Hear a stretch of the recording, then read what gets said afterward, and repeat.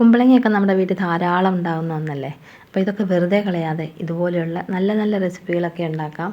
നമ്മൾ വില കൊടുത്ത് വാങ്ങിക്കാതെ കുമ്പളങ്ങ ഇതുപോലെ ചെറുതായി കട്ട് ചെയ്ത് കുക്കറിലേക്കിട്ട് അല്പം നെയ്യും കൂടെ ഒഴിച്ച ശേഷം ഒന്ന് ഇളക്കുക. ഇളക്കിയ ശേഷം വെള്ളം ഒഴിക്കാതെ തന്നെ 2 വിസിൽ കേൾക്കുന്നിടം വരെ ചെറിയ ഫ്ലെയിമിലിട്ട് ഒന്ന് വേവിച്ചെടുക്കാം. അതോടൊപ്പം തന്നെ നല്ല കട്ടിയുള്ള ഒരു പാൻ സ്റ്റൗവിലേക്ക് വെച്ച് ഒരു 2 സ്പൂൺ നെയ്യ് ഒഴിക്കുക. നെയ്യൊഴിച്ച് അതിലേക്ക് ഒരു 1/2 ലിറ്റർ പാലെടുത്ത് അതിൽ പകുതിയോളം അതിലേക്ക് ഒഴിച്ചതിന് ശേഷം ഒരു 1/2 ഗ്ലാസ് റവയോ വറുത്ത അരിപ്പൊടി വേണമെങ്കിലാകാം. ഞാനിവിടെ റവ എടുത്തിരിക്കുന്നത്. ഒരു 1/2 ഗ്ലാസ് റവയിലേക്ക് ബാക്കി പാലും കൂടി ഒഴിച്ച് ഒന്ന് മിക്സ് ചെയ്യുക. എന്നിട്ട് ബാക്കി അല്പം വെള്ളവും കൂടെ ഒഴിച്ചിട്ട് ഇത് നന്നായിട്ട് ഒന്ന് കുറുക്കിയെടുക്കാം.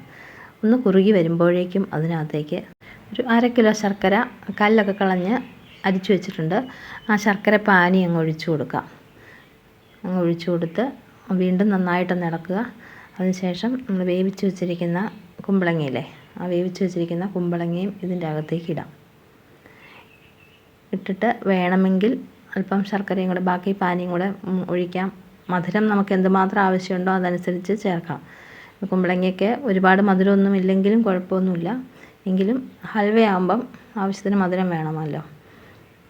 ബാക്കിയിരിക്കുന്ന ശർക്കര പാനിയും കൂടെ അങ്ങ് ചേർത്ത് കൊടുക്കാം. ചേർത്ത് കൊടുത്ത് നന്നായിട്ടങ്ങ് ഇളക്കുക.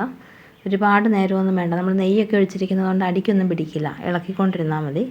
ഇനി ഇതുപോലെ ഒരു തവി വെച്ചിട്ട് നമുക്കിതൊക്കെ ഉടച്ചു കൊടുക്കാം. അല്ലാതെ ഉടയ്ക്കാൻ പ്രത്യേകം മിക്സിക്കകത്ത് ഇടുകയൊന്നും വേണ്ട. വേവിച്ചേച്ച് ഇതുപോലെ അങ്ങ് ഉടച്ചു കൊടുത്താൽ മതി. എന്നിട്ട് നന്നായിട്ട് കൈവിടാതെ ഇളക്കിക്കൊണ്ടിരിക്കുക. ഒരുപാട് സമയമൊന്നും വേണ്ട. ഒരു 20 മിനിറ്റ് അല്ലെ 25 മിനിറ്റ് മാക്സിമം വേണ്ടി വരുള്ളൂ. നന്നായിട്ട് ഇളക്കി ചതച്ച് വെച്ചിരിക്കുന്ന ഏലക്ക, ഞാൻ പൊടിയാക്കിയല്ല എടുത്തിരിക്കുന്നത്. പൊടിയാക്കാൻ കുറേ കൂടുതൽ വേണമല്ലോ. അപ്പം നന്നായിട്ട് ചതച്ച ഏലക്ക തൊലിയോട് കൂടിയാണ് ഇടുന്നത്. കാരണം ഇത് വിഷാംശമൊന്നുമില്ലാത്ത ഏലക്ക നമ്മുടെ സ്വന്തമായിട്ട് നമുക്ക് ഉണ്ടാക്കിയത് ഒരിടത്തു നിന്ന് കിട്ടിയതാണ്.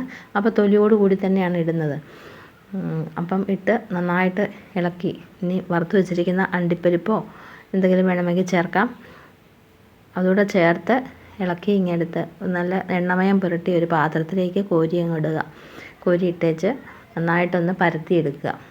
പരത്തിയെടുത്ത് ഏകദേശം ഒരു 4-5 മണിക്കൂർ നേരത്തേക്ക് ഒന്ന് തണുക്കാൻ അനുവദിക്കുക. അതിന് ശേഷം നമുക്ക് എടുത്ത് മറിച്ചങ്ങ് ഇട്ടിട്ടുണ്ടെങ്കിൽ നല്ല ഹെൽത്തി ആയിട്ടുള്ള ഹൽവ. നമ്മൾ കടയിൽ നിന്നൊക്കെ വാങ്ങിച്ച് ഒരുപാട് എണ്ണയൊക്കെ ഉള്ളത് വാങ്ങിച്ച് കൊടുക്കുന്നതിലും നല്ലതാണ്. നമ്മുടെ വീട്ടിൽ തന്നെ ഇതുപോലെ സിമ്പിളായിട്ട് ഉണ്ടാക്കിയെടുക്കാവുന്ന ഒന്നേ ഉള്ളൂ. കുട്ടികളൊക്കെ ഉള്ള വീടുകളാണെങ്കിൽ എല്ലാവരും നന്നായിട്ട് കഴിക്കും. നമുക്കും കഴിക്കാം. അപ്പം മധുരം നമ്മൾ എന്തുമാത്രം കുറയ്ക്കുന്നോ അത്രയും നല്ലതായിരിക്കും. അപ്പം നല്ലൊരു ഹൽവ ഉണ്ടാക്കിയെടുക്കാൻ ഇത്രയും സമയം മതി. 20-25 മിനിറ്റ് മാക്സിമം വേണ്ടി വരുള്ളൂ. നല്ലൊരു ഹൽവ ഉണ്ടാക്കിയെടുക്കാം. അപ്പം എല്ലാവർക്കും ഈ റെസിപ്പി ഇഷ്ടപ്പെട്ടു എന്ന് കരുതുന്നു. ഇഷ്ടപ്പെട്ടെങ്കിൽ വീഡിയോ ഒന്ന് ലൈക്ക് ചെയ്യാനും ചാനൽ സബ്സ്ക്രൈബ് ചെയ്യാനും മറക്കല്ലേ.